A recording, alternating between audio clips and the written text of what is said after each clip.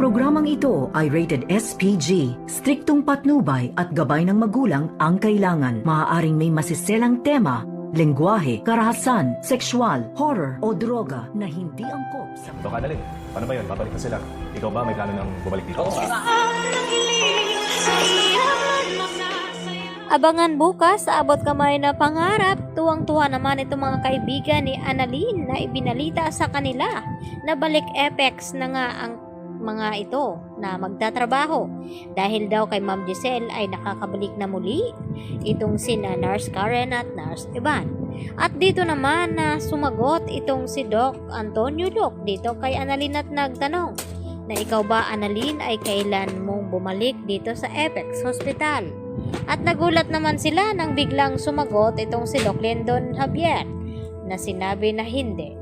At dito naman nagtataka ang mga kaibigan ni Annalyn na kung bakit hindi pwede. At kinabukasan ay hindi na nga nagpatumpik-tumpik pa itong si Annalyn kaya agad na kinausap siya nito ni Giselle at sinabi na kung pwede sana itong si Annalyn ang mag-alaga mismo sa kanyang lolo Pepe nang sa ganon ay mabilisan ang paggaling at malaman nila kung sino ba talaga ang nagpadukot dito kay Don Pepe at ang dahilan na kung bakit tinanggal ni Don Pepe sa mamanahin itong si Zoe.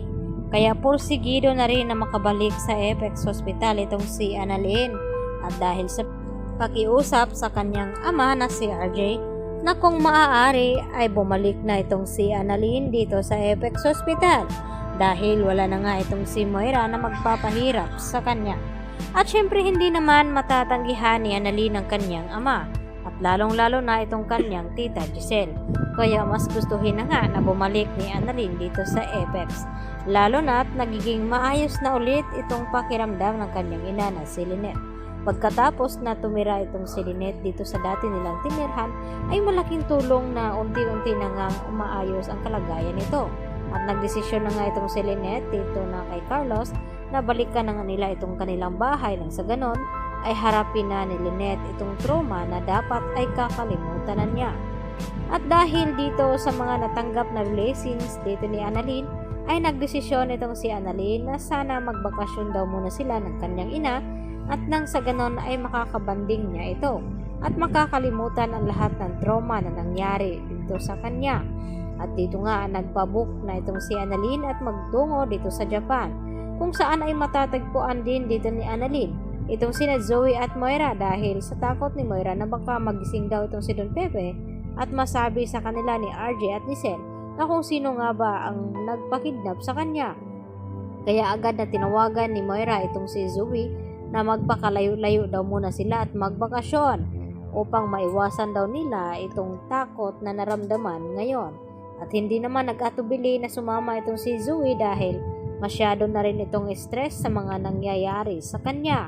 Lalo pat gusto niyang makalimutan itong si Don Pepe dahil sa kanyang ginawa. At dito naman na kinalungkot din ni Zoe nang mabalitaan sa kanyang ina na wala nga siya makukuhang mana dito kay Don Pepe dahil pinabago nga agad nito pagkatapos nga itong nadukot. Kaya naman ay pati itong si Moira ay nalungkot din at hindi rin naman sila makapayag na madihado daw ang kanyang anak. Kaya agad din naggagawa ng paraan itong si Moira habang nasa bakasyon.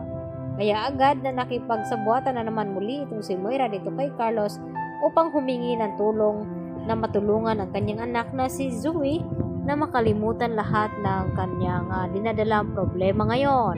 At magugulat naman sila sa paggising muli dito ni Don Pepe. Yan lang po at marami pong salamat. Bye-bye!